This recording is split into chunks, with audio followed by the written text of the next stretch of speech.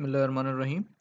आज हमने जो करना है वो चैप्टर 6 की एक्सरसाइज है, उसको हमने कवर करना है जिसमें उसके शॉर्ट क्वेश्चंस भी होंगे और न्यूमेरिकल्स भी होंगे और वो भी आपके जो according to your smart syllabus हैं। तो उनको हम कवर करेंगे। तो देखें जी, फ्लूइड डायनामिक्स चैप्टर 6 के शॉर्ट क्वेश्चन सबसे पहले देखते हैं। तो आपका जो फर्स्ट शॉर्ट क्वेश्चन है, फर्स्ट शॉर्ट क्वेश्चन में आपसे ये पूछा गया है कि what do you understand by the term viscosity. What do you understand by the term viscosity. ये विस्कोसिटी टर्म जो है इसको आप एक्सप्लेन करें। तो देखिए विस्कोसिटी क्या होती है। विस्कोसिटी को हम ऑलरेडी फ्लूइड डायनामिक्स में डिफाइन कर चुके हैं कि विस्कोसिटी जो होती है एक्चुअली फ्लूइड की जो लेयर्स होती हैं, हर एक लेयर जो होती है वो दूसरी लेयर के ऊपर स्लाइड कर रही होती है। हर एक लेयर दूसरी लेयर के ऊपर क्या कर रही होती है, स्लाइड कर रही होती है। अब जब एक लेयर दूसरी लेयर के ऊपर स्लाइड करती है तो वहां पर एक्चुअली उनके बिटवीन एक इंटरनल फ्रिक्शन होती है, ये एक रेजिस्टेंस होती है। तो वो जो इंटरनल फ्रिक्शन है between different layer of fluid, इसी को ही हम नाम क्या देते होते हैं, विस्कोसिटी का नाम देते हैं। और विस्कोसिटी एक्चुअली मेजर क्या करती है, विस्कोसिटी आपको ये बताती है कि एक लेयर को दूसरी लेयर पर स्लाइड करने के लिए कितनी फोर्स रिक्वायर्ड होगी। एक लेयर को दूसरी लेयर के ऊपर स्लाइड करने के लिए कितनी फोर्स रिक्वायर्ड होगी, ये आपको विस्कोसिटी बताती है। और विस्कोसिटी को किससे डिनोट करते हैं, तो इसके लिए ग्रीक लेटर ईटा जो है वो यूज करते होते हैं, ग्रीक लेटर ईटा। तो देखें, coefficient of viscosity is represented by eta. Eta से हम डिनोट करते होते हैं। और ईटा को मैथमेटिकली कैसे आप लोग डिराइव करते होते हैं, तो वो आपको स्टोक लॉ बताता है कि स्टोक लॉ का फार्मूला होता है कि फोर्स जो होती है F इक्वल होता है 6 pi eta r v. 6 pi eta r v, वहां से आप ईटा निकाल लेते हैं और ईटा आपके पास ये आ रहा होता है F/6 pi r v. F/6 pi r v, तो यहां से आपके पास ईटा आ गया। अब यहाँ पे देखिए, तो आगे इसके दो केस हमने बनाए हैं कि कोफिशिएंट ऑफ विस्कोसिटी जो है, ये ईटा जो है ये स्मॉल कब होगा और ये लार्ज कब होगा। तो स्मॉल उस वक्त होगा अगर फ्लूइड जो है वो इजीली फ्लो करे, यानी इंटरनल फ्रिक्शन जो जो होती है लेयर्स के बिटवीन, वो अगर बहुत स्मॉल हो तो फ्लूइड जो होता है वो इजीली फ्लो कर जाता है। और ये कोफिशिएंट ऑफ विस्कोसिटी स्मॉल किस में होगा, ये वाटर के केस में होगा। तो ये देखें, इसकी एग्जांपल जो हम देखते हैं, एग्जांपल में देखें तो एग्जांपल में इसकी वाटर को हम कंसीडर कर रहे हैं। और लार्ज कोएफिशिएंट ऑफ विस्कोसिटी कब होगा, कि अगर जो internal friction between different layer है वो अगर ज्यादा हो जाए, तो fluids can not flow easily due to large internal friction between fluid layer. और कोएफिशिएंट ऑफ विस्कोसिटी देखें ईटा किस केस में लार्ज होगा, वो हनी के केस में, कि हनी का ईटा जो होता है, कोएफिशिएंट ऑफ विस्कोसिटी जो होता है वो क्या होता है, वो लार्ज होता है। तो लेकिन ये आपका फर्स्ट शॉर्ट क्वेश्चन हो गया कि इसमें आपने टर्म विस्कोसिटी को देखा है। तो नेक्स्ट देखें, नेक्स्ट आपसे ये पूछा गया है कि what is meant by drag force. Drag force क्या है and what are the factors, वो फैक्टर्स क्या हैं upon we drag force acting upon a small sphere of radius r. कहता है कि एक स्मॉल स्फीयर है जिसका रेडियस आर है, जिसके ऊपर ये ड्रैग फोर्स एक्ट कर रही है मूविंग थ्रू अ लिक्विड। जब वो स्मॉल स्फीयर किसी लिक्विड से मूव कर रही है, तो वो कहता है आप बताएं कि वो फैक्टर्स कौन कौन से हैं जिन पे ड्रैग फोर्स डिपेंड करती है। एक तो बताएं कि ड्रैग फोर्स क्या है, और सेकंडली आपसे पूछा गया कि किन फैक्टर्स के ऊपर ड्रैग फोर्स डिपेंड करती है। तो ड्रैग फोर्स क्या होती है, ये देखिए, ये एक रेजिस्टिव फोर्स होती है कि द रिटार्डिंग और resisting force experienced bye an object moving through a fluid. यानी कोई ऑब्जेक्ट जो है वो फ्लूइड में से मूव कर रहा है। फॉर एग्जांपल कोई पर्सन जो है वो वाटर में स्विमिंग कर रहा है। जब वो वाटर में स्विमिंग कर रहा होता है तो पर्सन आगे फॉरवर्ड मूव करता है, लेकिन आगे से एक अपोजिंग फोर्स उस पर एक्ट करती है जो उसकी एक्चुअली मोशन को जो डिक्रीज या उसकी वेलोसिटी को डिक्रीज करती है। तो वो जो रेजिस्टिव फोर्स, ये अपोजिंग, ये रिटार्डिंग फोर्स होती है, उसे हम नाम क्या देते हैं, ड्रैग फोर्स का नाम देते हैं। और ड्रैग फोर्स एक्चुअली जो होता है, ड्रैग फोर्स इंक्रीज करती जाती है जैसे जैसे ऑब्जेक्ट की स्पीड इंक्रीज करती जाती है। यानी अगर वो पर्सन फास्ट स्विमिंग करेगा तो ड्रैग फोर्स आगे से जो फोर्स लगेगी वो भी क्या करेगी, वो इंक्रीज होती जाएगी। तो ड्रैग फोर्स को देखें, ड्रैग फोर्स का स्टोक लॉ के अकॉर्डिंग ये फार्मूला कि drag force 6 pi eta r v. अब ड्रैग फोर्स किन फैक्टर्स पर डिपेंड करती है, तो इसी फार्मूले में देखें। देखिए 6 पाई तो कांस्टेंट है, ईटा चेंज होगा, आर भी चेंज हो सकता है और स्पीड भी चेंज हो सकती है। तो ड्रैग फोर्स इन तीन फैक्टर के ऊपर डिपेंड कर रही है। एक ईटा के ऊपर, देखिए, कोएफिशिएंट ऑफ विस्कोसिटी के ऊपर। सेकेंडली किसके ऊपर, रेडियस के ऊपर। स्मॉल सफियर का जो रेडियस है, अगर वो सफियर लार्ज होगी, ऑब्जेक्ट लार्ज होगा, तो उसका रेडियस भी ज्यादा होगा। जिस तरह आप वाटर ड्रॉपलेट के केस में देख सकते हैं कि वाटर ड्रॉपलेट का साइज अगर ज्यादा होगा तो रेडियस ज्यादा होगा। तो सेकंड फैक्टर आपने देखा कि radius of that object, spherical object, उस पर ये डिपेंड करेगा। और थर्ड जो है उसकी स्पीड या वेलोसिटी के ऊपर, कि उस ऑब्जेक्ट की स्पीड या वेलोसिटी क्या होगी। तो ड्रैग फोर्स इन तीन फैक्टर्स के ऊपर डिपेंड करती है, ईटा पर, आर पर और वी पर। तो ये आपका सेकंड क्वेश्चन भी कंप्लीट हुआ, जिसमें आपसे ये डिमांड किया गया है कि ड्रैग फोर्स को डिफाइन करें और ड्रैग फोर्स किन फैक्टर्स के ऊपर डिपेंड करती है, तो वो हमने बता दी है। इस तरह नेक्स्ट देखिए, नेक्स्ट शॉर्ट क्वेश्चन जो है कि why fog droplet appear to be suspended in air. Fog droplets जो होते हैं ये हमें एयर में सस्पेंडेड क्यों दिखाई देते हैं, स्टेशनरी दिखाई देते होते हैं, ऐसे जैसे वो एयर हवा के अंदर वो रेस्ट पे खड़े हुए हैं, हमें इस तरह दिखाई देता होता है। फॉग ड्रॉपलेट सस्पेंडेड हुए हुए होते हैं, एयर में क्यों होता है? देखिए उसकी रीजन ये होती है कि फॉग ड्रॉपलेट का अपना एक वेट होता है, और वेट जो है ये डाउनवर्ड एक्ट करता है, और आपको ये भी पता है कि ड्रैग फोर्स जो होती है वो अपवर्ड एक्ट करती है। वेट डाउनवर्ड और ड्रैग फोर्स अपवर्ड। इस फिगर में देखें जैसे आपको शो करवाया गया है, ये देखिए कि वेट जो है ये डाउनवर्ड एक्ट कर रहा है, ड्रैग फोर्स किधर कर रही है, अपवर्ड एक्ट कर रही है। अब जिस पॉइंट पे ये दोनों एक दूसरे को बैलेंस कर देंगे, यानी वेट और ड्रैग फोर्स इक्वल हो जाएंगी, ये देखें वेट माइनस माइनस क्यों आया, क्योंकि डायरेक्शन ऑपोजिट है, इस वजह से माइनस यहाँ पे रिप्रेजेंट करवाया जा रहा है। तो नेट फोर्स का फार्मूला ये बन गया वेट माइनस ड्रैग फोर्स। जब दोनों एक दूसरे की इक्वल हो जाएंगे तो एक दूसरे के इफेक्ट को कैंसिल कर देंगे, तो नेट फोर्स क्या हो जाएगी, नेट फोर्स जीरो हो जाएगी। देखें तो W माइनस एफ डी, और ड्रैग फोर्स इक्वल हो गया वेट, और W का फार्मूला क्या होता है, WmG, ग्रेविटेशन ऑफ वेट जो होता है, तो वो W इक्वल हो गया mg, और ड्रैग फोर्स का फार्मूला आप लोग देख चुके हैं अभी according to stoke law 6 pi eta r vt. और ये वीटी क्यों लिखा है कि जब ड्रैग फोर्स और वेट इक्वल हो जाते हैं तो जो वेलोसिटी होती है वो टर्मिनल वेलोसिटी होती है, तो यहाँ पर इस वजह से वीटी शो करवाया जा रहा है कि टर्मिनल वेलोसिटी, तो टर्मिनल वेलोसिटी का ये रिलेशन आ गया mg बाय 6 बाई ईटा। तो आप देख सकते हैं टर्मिनल वेलोसिटी जो है एक्चुअली ये डायरेक्टली प्रोपोर्शनल अगर हम देखें तो इस फैक्टर के आ रही है mg के। तो ये यहाँ तक ये हो गया था कि आपने इसमें यही बताना है कि फॉग ड्रॉपलेट्स क्यों अब सस्पेंडेड दिखाई देते हैं, जिसमें आपने ये दो पॉइंट देखे हैं कि एज फॉग ड्रॉपलेट फॉल्स, जब ये फॉल डाउन करते हैं the drag force acting on it becomes equal to its weight, कि ड्रैग फोर्स जो होती है उनकी वेट के इक्वल हो जाती है, that's why net force acting on it zero, net force zero हो जाती है, और जिसकी वजह से हमें वो दिखाई ऐसे देते हैं कि वो सस्पेंडेड है, एयर के अंदर क्या है वो सस्पेंडेड है। अब ये 6.3 भी हो गया। अब नेक्स्ट देखें आगे 6.4 शॉर्ट क्वेश्चंस है।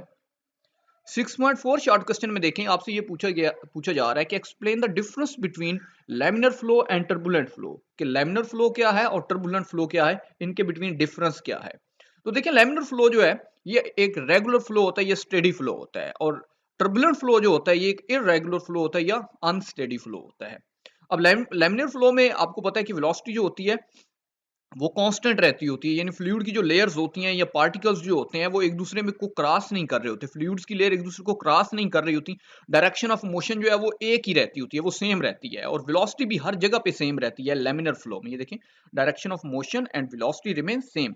और इस तरह लैमिनर फ्लो के अदर नेम जो है वो स्ट्रीमलाइन फ्लो भी इसे कहते होते हैं, और फ्लो पैटर्न जो होता है वो बड़ा स्मूथ होता है, flow pattern of liquid is smooth. अब अगर इसकी एग्जांपल की बात करें तो ये देखें आपको यहाँ पे दो एग्जांपल शो करवाई जा रही हैं, फार्मूला वन रेसिंग कार और dolphin body. Formula one racing car की भी सामने आपके सामने फिगर शो हो रही है, और ये साथ में देखें तो डॉल्फिन बॉडी की भी फिगर शो हो रही है। अब इन दोनों की अगर शेप आप देखें तो वो एक लेमिनर फ्लो आपके सामने ये रिप्रेजेंट हो रहा है कि फार्मूला वन रेसिंग कार भी आपको लेमिनर फ्लो शो करवा रही है, और डॉल्फिन बॉडी जो है ये भी क्या करवा रही है आपको, लेमिनर फ्लो या स्ट्रीमलाइन फ्लो को शो करवा रही है। अब इसी तरह इसके बरक्स देखें टर्बुलेंट फ्लो क्या है, तो टर्बुलेंट फ्लो को हम इरेगुलर फ्लो कहते हैं या अनस्टेडी फ्लो ऑफ फ्लूइड कहते हैं, तो ये हमारा क्या आता है, टर्बुलेंट फ्लो आता है। अब इसमें डायरेक्शन ऑफ मोशन या जो वेलोसिटी होती है वो क्या हो रही होती है, वो कंटिन्यूअसली वो चेंज हो रही होती है, यानी पार्टिकल्स जो होते हैं या जो फ्लूइड की जो लेयर्स होती हैं वो एक दूसरे में क्या हो रही होती हैं, वो मिक्सअप हो रही होती हैं, तो वेलोसिटी भी हर जगह पे चेंज हो रही होती है टर्बुलेंट फ्लो में। तो इसका अदर नेम देखें, इसको हम इरेगुलर फ्लो कहते हैं, और फ्लो पैटर्न जो होता है वो स्मूथ नहीं होता बल्कि वो क्या होता है, वो नॉन स्मूथ होता है। एग्जाम्पल देखें तो blood flow in arteries, arteries के अंदर जो ब्लड फ्लो होता है वो भी वहां पे जो ब्लड के पार्टिकल्स अगर हम डील करें तो वो सारे एक दूसरे की लेयर जो होती है वो मिक्सअप हो रही होती है, जिसकी वजह से जो फ्लो है वो स्मूथ नहीं होता। और इस तरह स्मोक ऑफ सिगरेट कि कोई पर्सन जो है अगर वो सिगरेट अगर उसने लगाई हुई है तो इट मींस वहां पे जो स्मोक एक्चुअली सिगरेट से निकल रहा होता है वो शुरू में तो वो लेमिनर फ्लो होता है शुरू में अगर बहुत करीब से देखा जाए, लेकिन थोड़े से वो डिस्टेंस पे अगर जाए तो वो लेयर सारी एक दूसरे में मिक्सअप होना शुरू हो जाती हैं, तो वो भी जो हम कंसिडर करते हैं वो हमारा टर्बुलेंट फ्लो में आता है। तो फिगर्स देखें दोनों के केस में देखें फिगर्स, यहाँ पे देखें तो ये बड़े स्ट्रीम लाइन फ्लो है, लेयर्स जो एक दूसरे में मिक्सअप नहीं हो रही, स्मूथ फ्लो है, और पार्टिकल की जो वेलोसिटी है वो कांस्टेंट रहेगी। लेकिन यहाँ पे देखें तो लेयर्स एक दूसरे कर्ल्ड हो रही हैं, यहाँ पे देखें ना ये कर्ल्ड हो रही हैं, यानी लेयर्स एक दूसरे में मिक्सअप होना शुरू हो जाती हैं, और जो वेलोसिटी होती है पार्टिकल्स की वो सेम नहीं होती बल्कि वो वहां पे क्या होगी, वो चेंज हो रही होगी, वो सम टाइम इंक्रीज होगी सम टाइम डिक्रीज होगी। लेकिन अगर कोई पाइप हो तो पाइप के सेंटर में वेलोसिटी जो होती है वो मैक्सिमम होती है। प्रीवियस लेक्चर में भी ये पॉइंट मैंने डिस्कस किया था।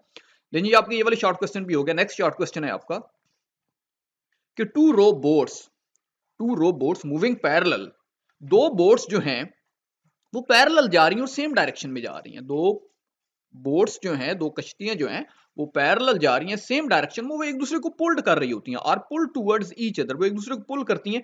उसकी रीजन क्या है? तो देखिएगा जी, आपके सामने ये दो बोट दिखाई गई हैं, एक ये बोट शो करवाई गई है, एक ये वाली बोट शो करवाई गई है।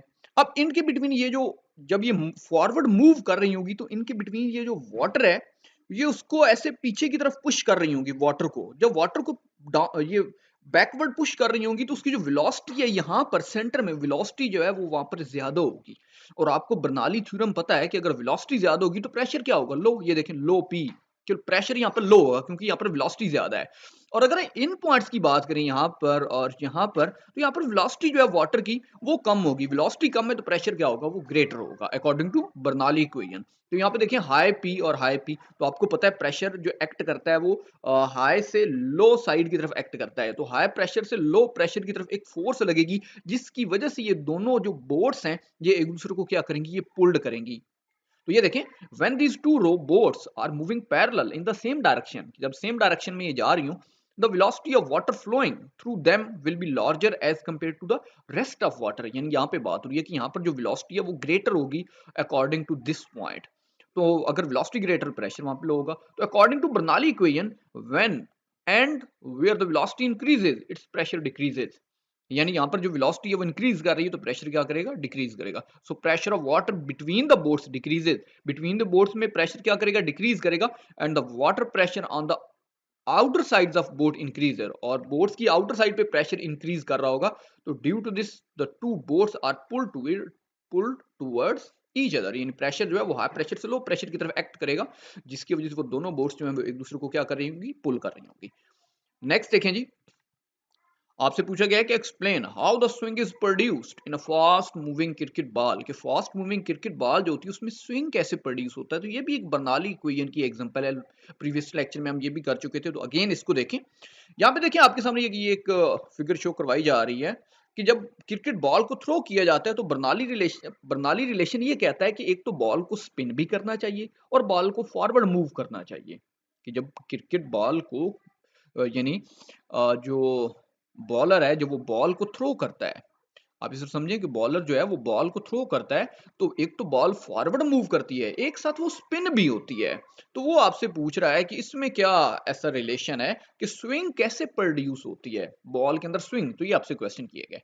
तो ये देखिए आपके सामने ये फिगर है, इस फिगर के ये जो बॉल है, इस बॉल के अपर पार्ट पे देखें तो यहाँ से भी स्ट्रीम लाइंस जा रही हैं, एयर की स्ट्रीम लाइन। और इस बॉल के बॉटम पे भी देखें तो इधर से भी स्ट्रीम लाइंस जा रही हैं। लेकिन माइंड में रखिएगा, यहाँ पर जो ऊपर होता है इस पोर्शन में जो स्ट्रीम लाइंस होती हैं वो क्लोजर होती हैं। आपकी फिगर में ऐसा है, जरा ये शो करवाया जा रहा है। एक्चुअल फिगर आप प्रॉपर देखें तो यहाँ पे स्ट्रीम लाइंस जो होती हैं ना वो क्लोजर होती हैं, और यहाँ पर स्ट्रीम लाइंस के बिटवीन जो स्पेसिंग होती है वो ज्यादा होती है, वो लार्ज स्पेसिंग होती है या वाइड होती है। यहाँ पे नैरो होती हैं और यहाँ पर क्या होती है? वाइड।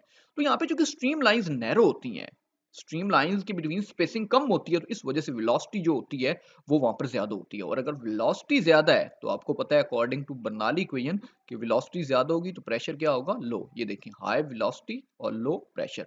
और अगर इसके कंट्रेरी यहाँ पे देखा जाए तो यहाँ पे देखें जो कि स्पेसिंग ज्यादा होती है स्ट्रीम लाइंस के बिटवीन, अगर स्पेसिंग ज्यादा है तो इट मीन वेलोसिटी कम होगी, और वेलोसिटी कम है तो प्रेशर क्या होगा? ज्यादा होगा। तो ये देखें, high pressure and low velocity. अब आपको पता है फोर्स किधर से किधर लग रही होती है? हाई प्रेशर से लो प्रेशर। तो ये देखिए एक अपवर्ड फोर्स लग रही होती है, जिसकी वजह से इस बॉल को एक एक्स्ट्रा कर्वेचर मिलता है और ये स्विंग करती होती है। तो ये देखिए, pressure of air below the ball is greater, यहाँ पे प्रेशर ग्रेटर है than the above the ball, ball के ऊपर प्रेशर कम है। As we know when and where the velocity increases, कि जहां पर वेलोसिटी इंक्रीज हो वहां पे प्रेशर क्या करता है? वो डिक्रीज करता है। तो this produce extra curvature to the ball called as swing, जिसे हम नाम क्या देते हैं? स्विंग देते हैं, which produces the difficulties of batsman, जो कि बैट्समैन जो होता है उसको मतलब ये डिफिकल्टी आती है उसको हिट करने में, कि वो बॉल जो है वो स्विंग करती हुई आ रही होती है, वो उसे डिसीव कर सकती होती है। तो लें जी, लास्ट शॉर्ट क्वेश्चन आपके सिलेबस का according to your smart syllabus में मूव कर रहा हूँ। 6.10 देखें, explain the working of carburettor of a motor car using by Bernoulli equation, कि जो आप बर्नौली इक्वेशन को यूज करते हुए एक मोटर कार के कार्बोरेटर की वर्किंग को एक्सप्लेन करें। मोटर कार के कार्बोरेटर की वर्किंग को आपने एक्सप्लेन करना है। तो देखें आपके सामने एक फिगर शो करवाई जा रही है कार्बोरेटर की आपको एग्जांपल शो करवाई जा रही है। यहाँ पे देखें तो car engine uses a venturi duct. Car engine जो होता है वो किसको यूज कर रहा होता है? वेंचुरी डक्ट को, to feed the correct mixture of air and petrol to the cylinder. कि एक सिलेंडर आप इमेजिन करें, एक सिलेंडर है, आपने उसमें एयर और पेट्रोल को मिक्स करना है। एयर और पेट्रोल को क्या करना है? मिक्स करना है। तो उनको मिक्सअप करने के लिए, उसकी प्रॉपर करेक्ट मिक्सिंग करने के लिए आप किसको यूज कर रहे होते हैं? वेंचुरी डक्ट को यूज करते हैं। इसको वेंचुरी डक्ट को। A tiny inlet at side of this duct is fed with petrol. A tiny inlet, इसकी बात हो रही है, ये एक स्मॉल इनलेट है ये वाली। इस स्मॉल इनलेट के थ्रू आप यहाँ से क्या करते हैं? आप पेट्रोल को इंजेक्ट करते हैं, यहाँ से पेट्रोल को ऐड करते हैं। यहाँ से एयर आ रही होती है और इधर से आप पेट्रोल को ऐड करते हैं उसमें, और ये वो वेंचुरी डक्ट के थ्रू करते होते हैं ताकि करेक्ट मिक्सिंग हो। Air is drawn through duct. Air is drawn through duct and moves very fast and produce a low pressure and produce a, यहाँ पे देखें, air is drawn through duct and moves very fast. Air जो है वो इस duct में से आ रही होती है यहाँ से, और वो बहुत फास्ट मूव कर रही होती है and produces a low pressure. यहाँ पे वो लो प्रेशर डक्ट में प्रोड्यूस करती है which draws petrol vapour into the air stream. यानी इट मींस यहाँ से पेट्रोल जो है वो इधर वो हाई प्रेशर में होता है, इधर वो लो प्रेशर होता है। तो हाई प्रेशर से लो प्रेशर में क्या होता है? पेट्रोल मूव करता है और वेंचुरी डक्ट के थ्रू एयर और पेट्रोल की करेक्ट मिक्सिंग होती है। तो लेकिन जी मैं उम्मीद करता हूँ आपको यहाँ तक शॉर्ट क्वेश्चन जो है वो सारे क्लियर हो चुके होंगे। यहाँ तक जितना भी हमने काम किया है वो हमने शॉर्ट क्वेश्चंस को अपना ओके कर लिया है। तो according to your smart syllabus आपके शॉर्ट क्वेश्चन जो थे वो फर्स्ट शॉर्ट क्वेश्चन था, सेकंड भी था, थर्ड भी था और 6.4 भी था। इस तरह फिर लास्ट पे 6.8, 6.9 और 6.10 थे। अच्छा, अब अगर आगे बात करें कुछ न्यूमेरिकल्स की, तो न्यूमेरिकल जरा देखिएगा। आपके सामने ये देखिए सॉल्व प्रॉब्लम्स हैं चैप्टर 6 की। 6.1 को देखें, आपके सामने शो करवाया जा रहा है। Certain globular protein particle has a density, कि एक प्रोटीन पार्टिकल है उसकी डेंसिटी इतनी है 1246 kg पर मीटर क्यूब। तो ये देखें डेंसिटी को हम रो से रिप्रेजेंट कर रहे हैं 1246 kg पर metre cube. It falls through pure, यहाँ पे देखें प्योर विद टर्मिनल स्पीड। यहाँ पे कोएफिशिएंट ऑफ विस्कोसिटी ईटा भी आपको गिवन है। ईटा जो है 8 multiply by 10⁻⁴ newton second metre inverse square with terminal speed, और टर्मिनल स्पीड इतनी आपको गिवन है, ये देखें 3 सेंटीमीटर पर आवर। तो find the radius of the particle. आप लोगों ने फाइंड क्या करना है? Radius of the particle r find करना है। तो अब जरा देखिएगा, अब यहाँ पे जरा डाटा देख लें। तो यहाँ पे एक बात माइंड में रखें कि हमेशा मैं कहता हूँ जब भी आप लोगों ने न्यूमेरिकल सॉल्व करना हो तो आप लोगों ने फर्स्ट ऑफ ऑल जिस चीज को चेक करना होता है वो यूनिट्स होते हैं, कि जितना भी डाटा आपको गिवन है आपने उनके यूनिट्स देखने होते हैं। तो डेंसिटी देखें, डेंसिटी है केजी पर मीटर क्यूब, डेंसिटी का तो ओके यूनिट है। विस्कोसिटी ऑफ वाटर देखें, viscosity of water newton second metre inverse square, वो इक्वल होता है इसके भी केजी मीटर पर सेकंड स्क्वायर। न्यूटन को आपने पुट किया। इस तरह टर्मिनल स्पीड देखें तो वो 3 सेंटीमीटर पर आवर। अब टर्मिनल स्पीड जो है इसका यूनिट रॉन्ग के बना है आपको, तो आपने इसको मीटर पर सेकंड में कन्वर्ट करना है। तो सेंटीमीटर को आप क्या करेंगे? मीटर में कन्वर्ट करेंगे, डिवाइडेड बाय 100 करके। ये देखें 10⁻⁻² से मल्टीप्लाई कर रहे हैं, ये आप समझे 100 से इसे डिवाइड कर रहे हैं। और आवर्स को आपने सेकंड में कन्वर्ट करना है, तो 3600 से आपने क्या कर लिया? उसे डिवाइड कर लिया। तो ये देखें 3600 सेकंड में आ गया। तो अब आगे देखें तो रेडियस ऑफ द पार्टिकल आप लोगों ने फाइंड करना है। तो चूंकि ईटा हमारे पास गिवन है और टर्मिनल स्पीड भी गिवन है, तो हम टर्मिनल वेलोसिटी वाला जो है वो रिलेशन यूज करते हैं। ये देखें टर्मिनल वेलोसिटी का ये रिलेशन होता है 2 rho g r square by 9 eta. Already आप टर्मिनल वेलोसिटी के टॉपिक में फार्मूला ड्राइव कर चुके हैं। तो यहाँ पे हमने चूंकि आर फाइंड करना है, आर स्क्वायर को ये देखें एज इट इज रख लिया। टर्मिनल वेलोसिटी की ये वैल्यू हमने पुट की, रो की भी वैल्यू पुट की, जी की वैल्यू है 9.8 हमने पुट कर दी, रो की ये 1246 है, ईटा की भी हमने यहाँ पर वैल्यू पुट कर दी। तो आर स्क्वायर फाइंड करना है। अब जरा देखें, तो यहाँ पे जरा देखिएगा ये चीज जो थी, ये वाली डिनोमिनेटर वाली टर्म, ये इधर डिवाइड हो रही थी। इधर जाके जब लेफ्ट हैंड साइड पे मूव किया तो उधर ये मल्टीप्लाई हो गई, देखिए। और ये जो न्यूमिनेटर वाली साइड थी, ये इधर लेफ्ट हैंड साइड पे जाके क्या हो गई? डिवाइड हो गई। तो इस तरह हमने लोगों ने क्या फाइंड किया है? आर स्क्वायर फाइंड किया है। तो ये देखें आगे इसको इस तरह से हैंडल कर लिया हमने, इन दोनों को डिवाइड करके multiply by 10⁻⁻10 as it is आ गया। तो यहाँ पे हमने कुछ प्रीफिक्सेस को इस तरह से हैंडल किया है कि हमारे पास यहाँ से एक्चुअली हमने स्क्वायर रूट ले लिया, तो हमारे पास ये आर फाइंड आउट हो चुका है। तो ये आपका फर्स्ट न्यूमेरिकल जो है ये भी यहाँ पे सॉल्व हुआ। नेक्स्ट देखें जरा, वाटर फ्लो थ्रू अ होज। एक होज में से वाटर फ्लो कर रहा है, whose internal diameter is 1 centimetre, जिसका इंटरनल डायमीटर कितना है? 1 सेंटीमीटर है, एट स्पीड ऑफ 1 मीटर पर सेकंड। और उस वक्त स्पीड कितनी है? इसे हम v1 का नाम देते हैं, इस डायमीटर को d1 का नाम दे रहे हैं। ये देखिए 1 सेंटीमीटर है और स्पीड 1 मीटर पर सेकंड इसे v1 का नाम दे रहे हैं। What should be the diameter of the nozzle, आपने नेक्स्ट डायमीटर नोजल का फाइंड करना है। होज के आगे एक नोजल लगी हुई है, उसका डायमीटर उसको d2 का नाम देते हैं, वो आपने कैलकुलेट करना है। ये देखें, if the water is to emerge, अगर उससे वाटर जो है वो बाहर निकल रहा हो, इमर्ज हो रहा हो 21 मीटर पर सेकंड की स्पीड से, यानी ये हमारे पास क्या है, ये v2 है।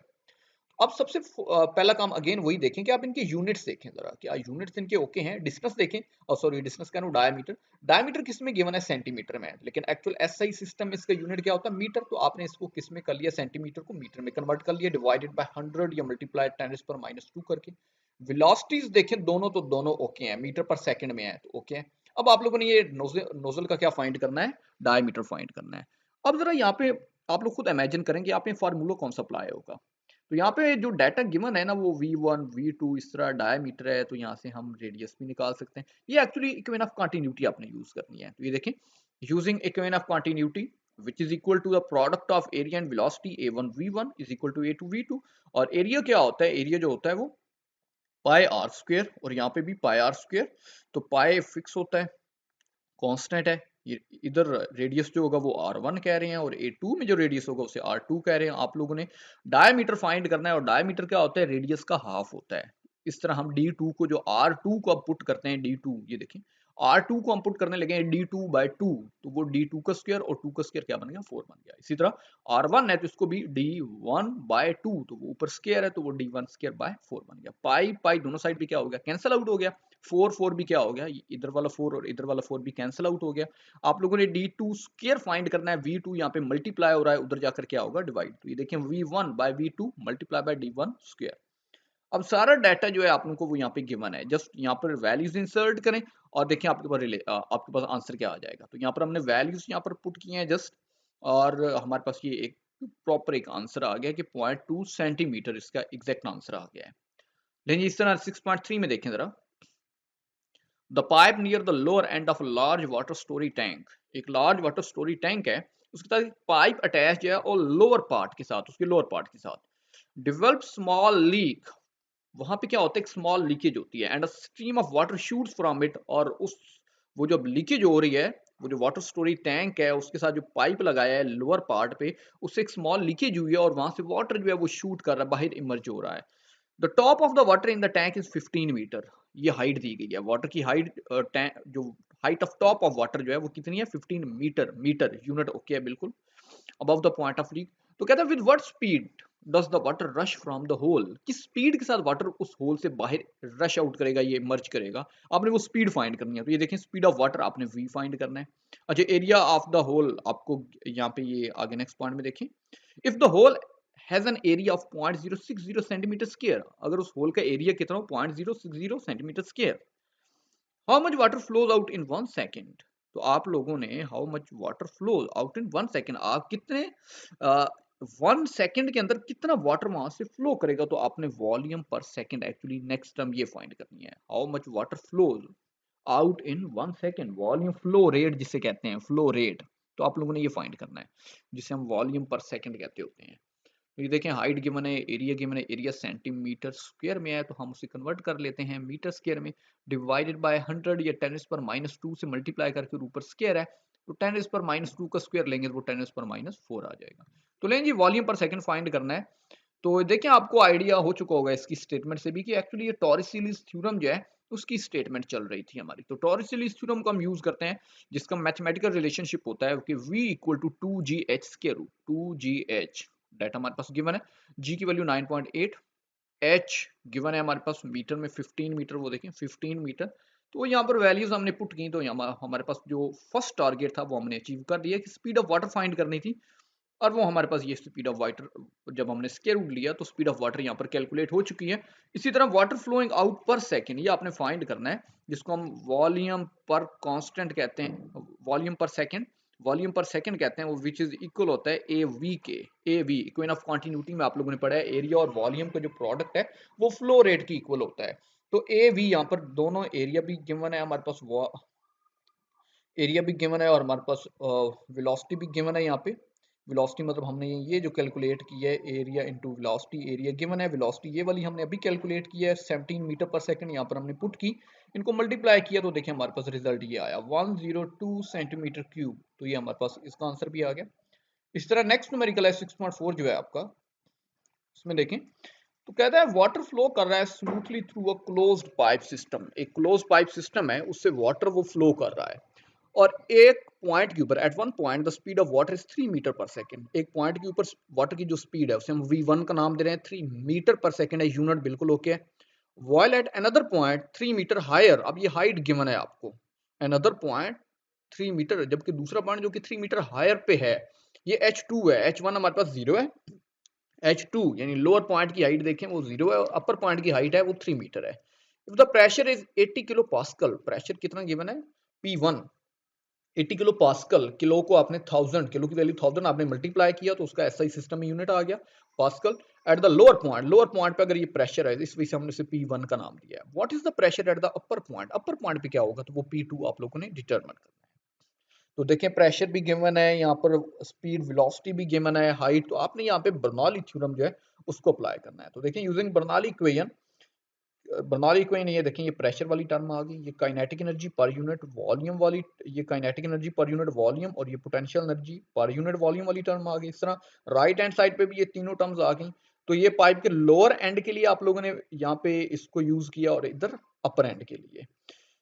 तो यहाँ पर जब आप लोगों ने वैल्यूज पुट की हैं, अब ये जरा यहाँ पे आप लोगों ने देखना है कि P1 एज इट इज आया, 1/2 रो V1 स्क्वायर, ये भी एज इट इज आ गया, और ये प्लस वाली टर्म थी रो V2 स्क्वायर, इसको आपने इधर शिफ्ट कर लिया। यानी P2 जो कि फाइंड करना है, तो P2 को ये वाली जो टर्म है इसको इधर रहने दिया और इन दोनों टर्म्स को यहाँ से उठा के लेफ्ट हैंड साइड पे आपने मूव कर दिया है। तो ये देखें P2 का एक आपके पास फार्मूला जो है ये जनरेट हो चुका है ये वाला। अब इसमें जस्ट वैल्यूज पुट करें, सारी वैल्यूज गिवन है P1 की भी, V1 V2 ये वाली रो जी गिवन है सारी, और H1 माइनस H2। अब यहाँ पे जरा देखिएगा, माइंड में रखिएगा, रो की वैल्यू आप कहेंगे कि हमारे डाटा में गिवन नहीं है, रो डेंसिटी है, और वाटर की जो डेंसिटी होती है आप लोगों ने मेमोराइज करनी है कि वाटर की डेंसिटी जो होती है वो 1000 होती है। तो ये आपने हमेशा अपने माइंड में याद रखनी है कि वाटर की डेंसिटी 1000 होती है, इसलिए हमने ये 1000 पुट किया है, इधर रो की जगह ये 1000 और इधर भी रो की जगह 1000। तो यहाँ पर इसको कैलकुलेट करते हुए फर्दर प्लस माइनस करते हुए, तो हमारे पास ये P2 जो है इसका आंसर आ गया 47 किलो पास्कल। ये 10⁻³ जो है ये कन्वर्ट हो गया इनटू किलो में, तो 47 किलो पास्कल। तो लेकिन जी आपकी जो स्मार्ट सिलेबस के अकॉर्डिंग जो आपके चैप्टर 6 की एक्सरसाइज थी, जिसमें आप लोगों ने शॉर्ट क्वेश्चन और न्यूमेरिकल्स जो जो करने थे, वो इस लेक्चर में हमने वो न्यूमेरिकल्स और शॉर्ट क्वेश्चन कवर किए हैं। तो उम्मीद करता हूँ आपको ये सारी जो बातें हैं, ये वाली जितना लेक्चर है आपको इंशाल्लाह इसकी अंडरस्टैंडिंग डेवलप हो चुकी होगी। अगर फिर भी आपका कोई रिमेनिंग कोई क्वेश्चन हो तो आप कमेंट सेक्शन में ड्रॉप कर सकते हैं। तो लें जी, अल्लाह हाफिज़।